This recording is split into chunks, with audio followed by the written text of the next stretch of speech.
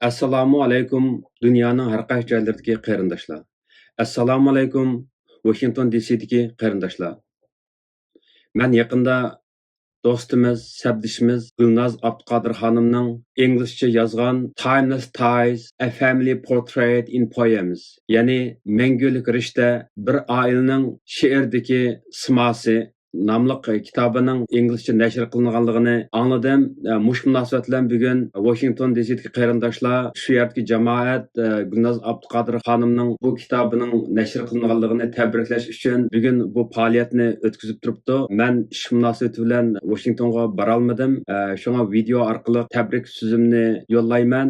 Men Gulnaz Abduqodir xonimniki she'r kitobini nashr chiqqandan keyin topshirib oldim va o'qib chiqdim. Bu she'r kitob garchi inglizcha nashr qilingan bo'lsa-mu, ammo kitobda bayon qilingan she'rlar, ularning mazmunlari, tilgan til shundoq nafis va cho'nqur ma'niga ega. Men bu kitobniki 5-she'rni, ya'ni 88 Letters of Love, ya'ni 88 parcha muhabbat maktublari nomli bu she'rni o'qib shundoq yoqtirdim. Chunki muhojiratda har bir Uyg'ur, har bir qarindoshlarimiz o'z beshidan kechirgan kechmishlari, ularning tortgan jafo mushaqqatlari va bir oilani qurish uchun farzandlarni tarbiyalash uchun qanchalik jon fidolik ko'rsatganligi hammamizga ma'lum. Bu oson bir jarayon va musofa emas. Kitobda Gulnaz Abduqodir xonimningki vatandan chiqqandan tortib shu muhojiratdagi hayotlari, Amerikada o'tgan hayotlari, bir oila she'r nazmlar orqali go'zal bayon qilingan. Bu 88 parcha muhabbat maktublari. Bu she'rda asosligi Gulnaz Abduqodir xonim bilan Shuhrat Saidahmad apandim Urumchida to'y qilgandan keyin, to'ydan keyin uzoq o'tmay Shuhrat Saidahmad apandim Ukrainaniki Kiyevga o'qishga chiqdi. Gulnaz Abduqodir xonim bo'lsa Davis, ya'ni University of California, mushu universitetga o'qishga chiqdi. Ular oraliqda 65 hafta ayrilib yashaydi va bu she'r shu 65 haftalik ularningki hijroni, hasrati, nihoyat nafis go'zal tillar bilan yosh bir qalbninki hissiyoti ifodalangan. Men undaqda bu she'rni bugungi mush faoliyatning tabrik sifatida sizlar bilan o'rtoqlashaman.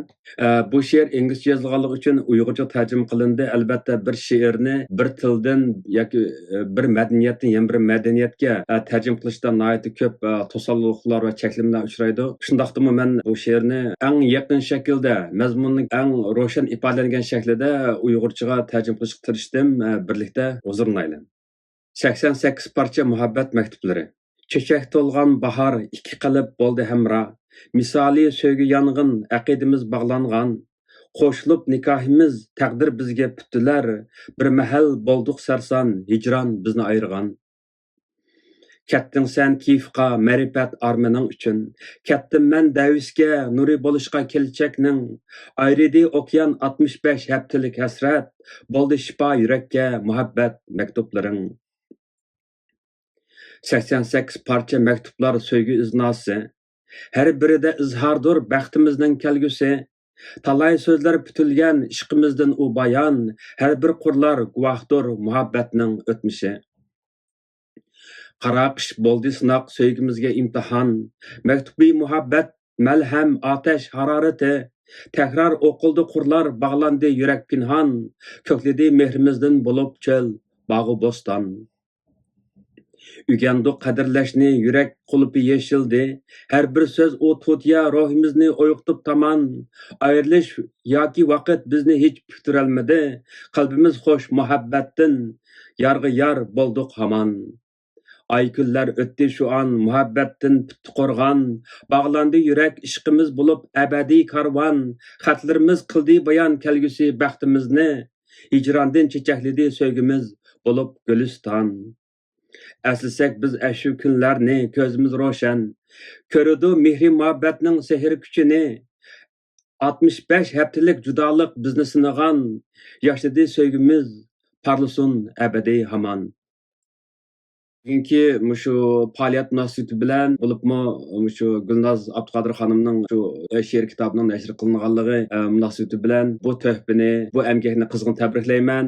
Shundoqla Gulnaz Abduqodir xonim va oilasiga bundanki hayotning texmi baxtli, ko'ngilli bir hayot bo'lishini, tening sog' bo'lishini, bundanki ijodiyatining texmi mo'lsullik bo'lishini tilayman va mush munosabat bilan ham Amerikadagi qarindoshlarga, dunyoning har qaysi joylaridagi qarindoshlarga Angliyaning London shahrida yashab turayotgan Kemina Aziz Aysa Alkundin salamlar bo'lsin.